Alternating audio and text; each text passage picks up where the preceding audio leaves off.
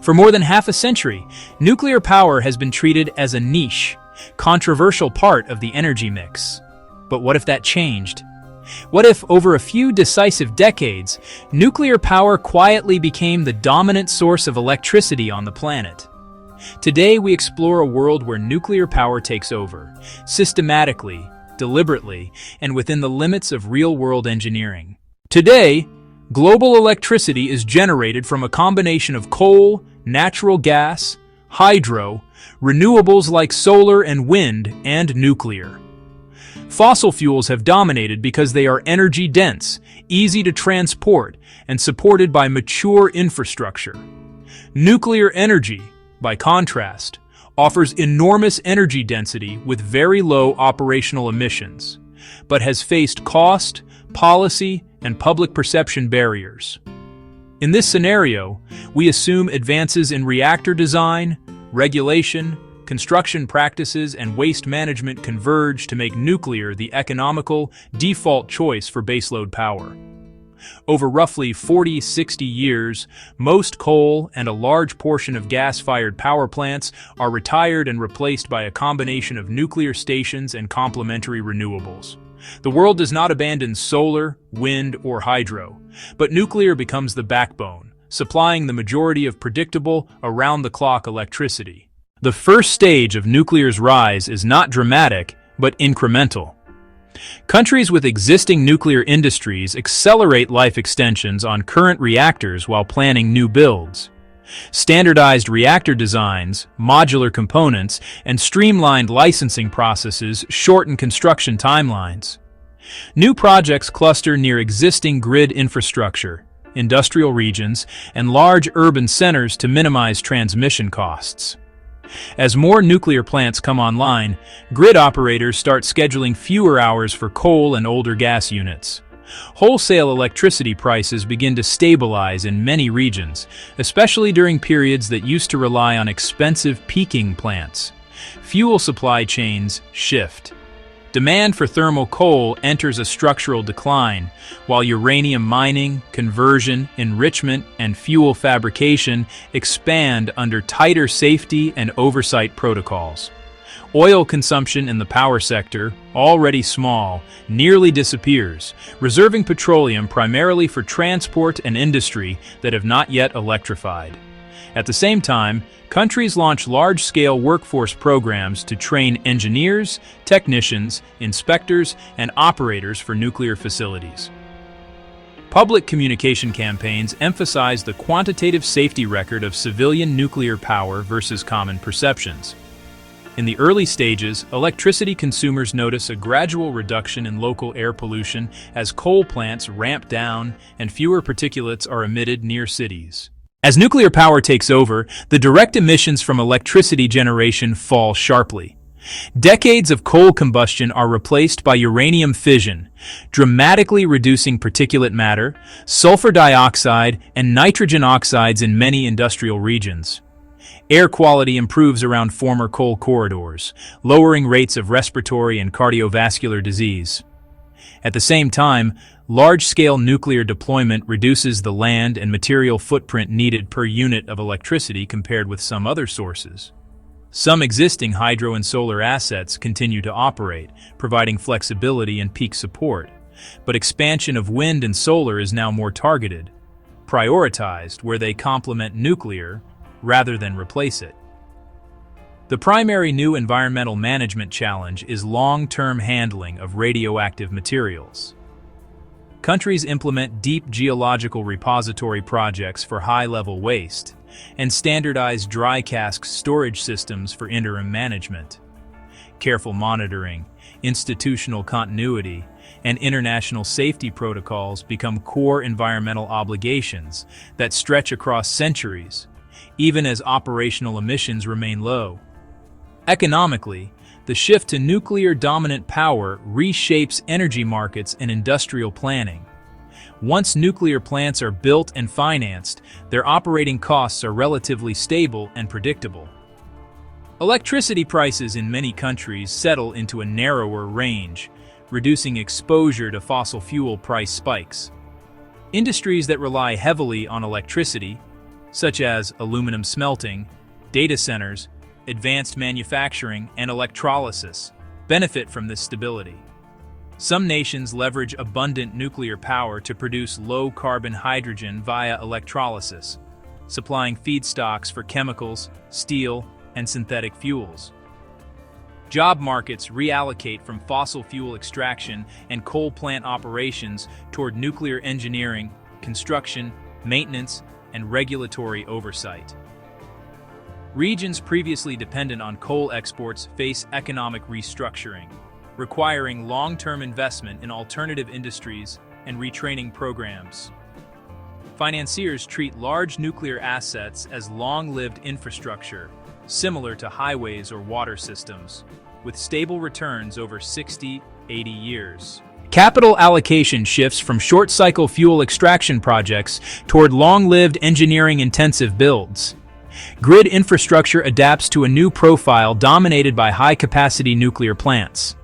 Transmission networks are reinforced to connect nuclear sites with major load centers, sometimes crossing long distances to serve dense coastal cities. Because nuclear plants are typically designed for steady baseload output, grid operators integrate them with flexible resources: hydro, battery storage, demand response, and some gas-fired backup where needed. Over time, advanced reactor designs enter service. Small modular reactors, SMRs, are deployed for remote regions, industrial campuses, and smaller grids that cannot absorb large gigawatt-scale units. High-temperature reactors support industrial heat applications, reducing reliance on fossil fuels for processes like refining, chemical production, and desalination. Digital control systems, sensor networks, and predictive maintenance tools are embedded deeply into plant operations. Cybersecurity and physical security become central components of nuclear infrastructure management. Transmission system planning incorporates redundancy to ensure that an outage at a single large plant does not destabilize the grid. Investment in grid modernization, advanced protection schemes, dynamic line rating, and real-time monitoring becomes commonplace to support the new generation fleet. At the human scale, the dominance of nuclear power changes the relationship between societies and their energy systems. The average person experiences more predictable electricity prices and fewer large-scale smog events in formerly coal-heavy cities. Public familiarity with nuclear technology increases through education, transparent communication, and routine interaction with nearby facilities. Local communities around plants see steady, long-term employment and tax revenues, but also live with stricter land use controls and emergency preparedness drills. Educational systems expand programs in nuclear engineering, radiation protection, materials science, and related fields. Public opinion becomes more segmented by lived experience. Regions that host well-run plants tend to view nuclear favorably, while others remain cautious but accepting due to its role in emissions reduction. Emergency planning zones are maintained around each facility, focusing on low-probability, high-consequence scenarios, though engineered safety and passive systems significantly reduce accident likelihood.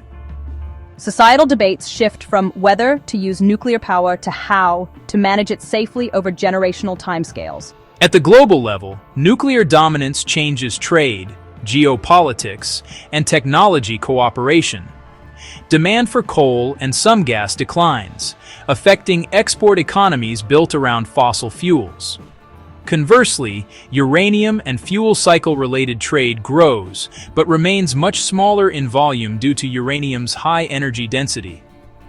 International frameworks for safeguards, inspections, and technology transfer expand significantly. Countries cooperate on shared fuel banks, regional enrichment services, and standardized safety protocols to ensure reliable supply and non-proliferation. Some nations leverage their advanced nuclear industries as strategic exports, offering plant construction, training, and long-term service contracts. Global discussions focus on how to manage cross-border repository standards, transport regulations, and emergency coordination. Energy security metrics are rewritten.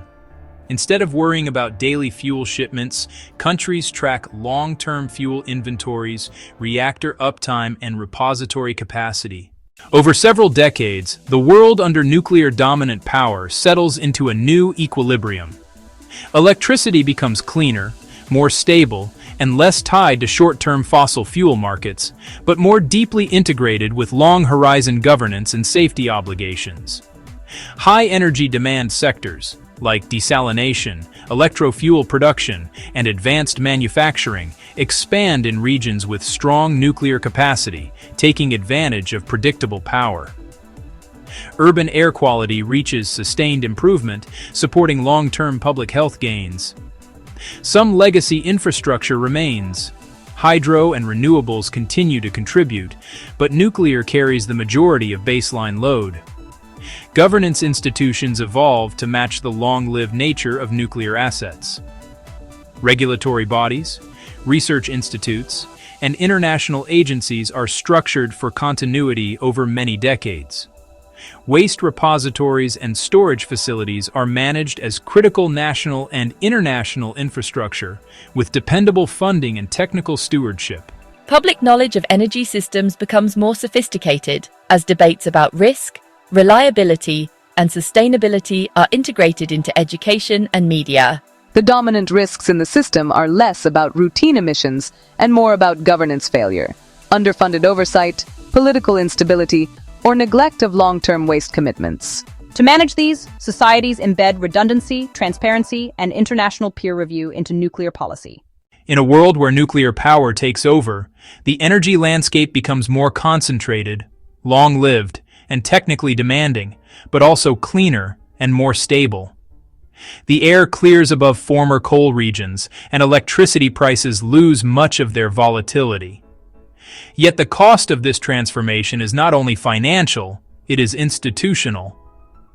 Societies must maintain engineering excellence, regulatory rigor, and long-term responsibility for materials that outlive generations. Nuclear dominance does not remove risk, it changes its shape, from continuous pollution and fuel volatility to long-horizon stewardship and governance. If managed well, this world achieves deep decarbonization of electricity and a high-energy civilization with relatively small land and material footprints.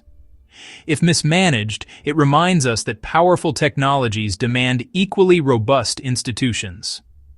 Ultimately, this IfVerse is less about reactors and more about systems design, about whether humanity can pair engineering capability with long-term responsibility.